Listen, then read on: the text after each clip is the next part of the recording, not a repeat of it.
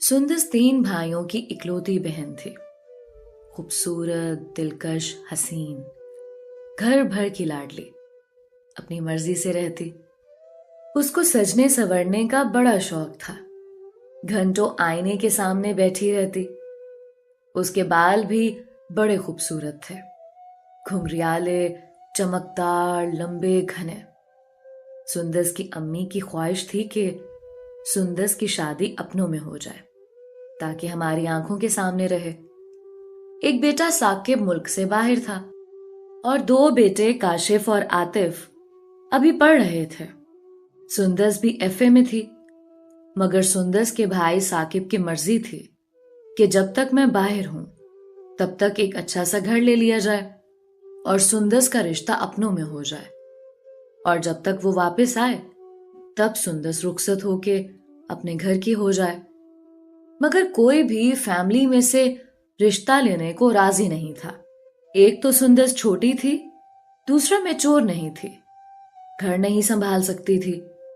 फिर अचानक सुंदस के लिए रिश्ता मिल ही गया, मगर वो कोई दूर पार से थे।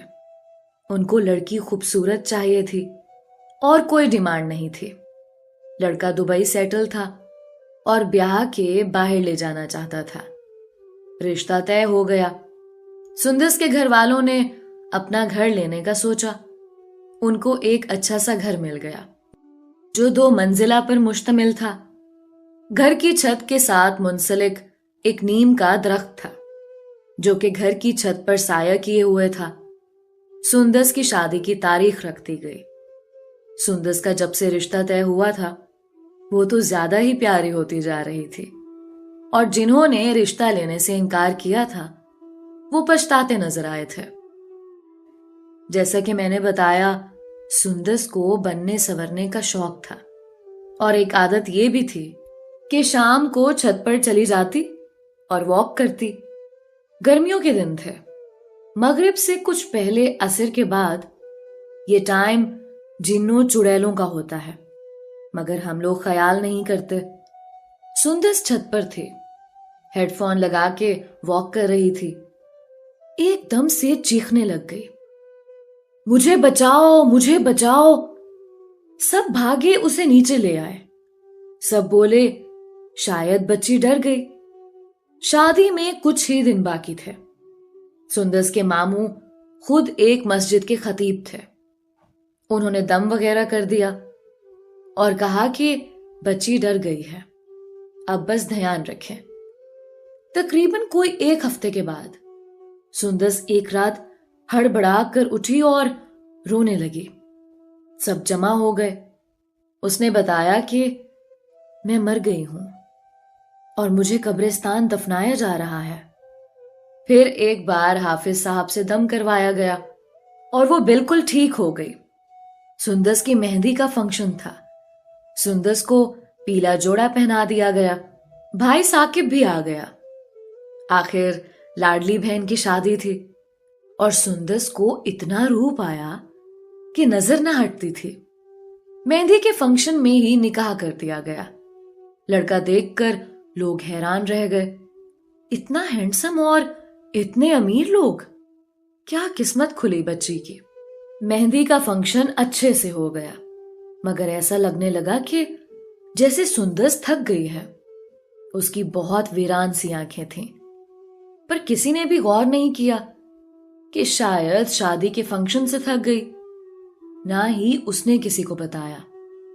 खैर, शादी वाले दिन सुंदस को बहुत रूप आया।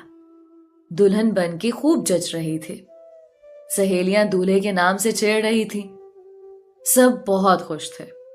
सुंदस रुखसत होके पिया के घर चली गई। भाई सब गमजदा थे। 1 घंटा ही गुजरा होगा बामुश्किल।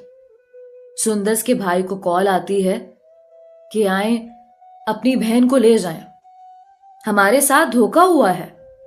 वो बेचारे भागे, वहां पहुंचे। आखिर हुआ क्या है? पहले ही दिन कौन सी बात नागवार गुजर गई उन लोगों को। जब भाई साकिब और काशिफ उनके घर पहुंचे तो उनको दुल्हन के रूम में लेकर जाया गया। उन्होंने देखा कि सुंदस के बाल बिखरे हुए और हाथ पांव बुरी तरह मुड़े हुए। दूल्हे भाई ने कहा कि आपने धोखा किया है हमसे, इसको ले जाओ, हम इस बीमार को नहीं रख सकते। उसी वक्त उसने सुंदस को तलाक दे दी। सुंदस के भाई उसको वापस घर ले आए। घर में तो कोहराम मच गया, सब बहुत परेशान हुए। अब फिर सुंदस को हाफिज साहब को दिखाया गया। उन्होंने कहा कि मैं हाजिरी नहीं लगा सकता, मैं अपने उस्तादे मोहतरम से राब्ता करता हूं, जो कि गुजरात में थे। अब एड्रेस लेकर सुंदस को गुजरात ले गए। उनके उस्ताद ने बताया कि बच्ची पर जिन्नात का पूरा कुनबा काबिज है। हुआ यह है कि जो नया मकान इन्होंने लिया, वहां नीम का दरख्त था, उस पर जिन्नात का कुनबा आबाद था। सुंदस तैयार हो के परफ्यूम तेज लगा के चहलकदमी कर रही थी। वो सब के सब इसको चिमट गए। कोई 2 माह तक इलाज चलता रहा।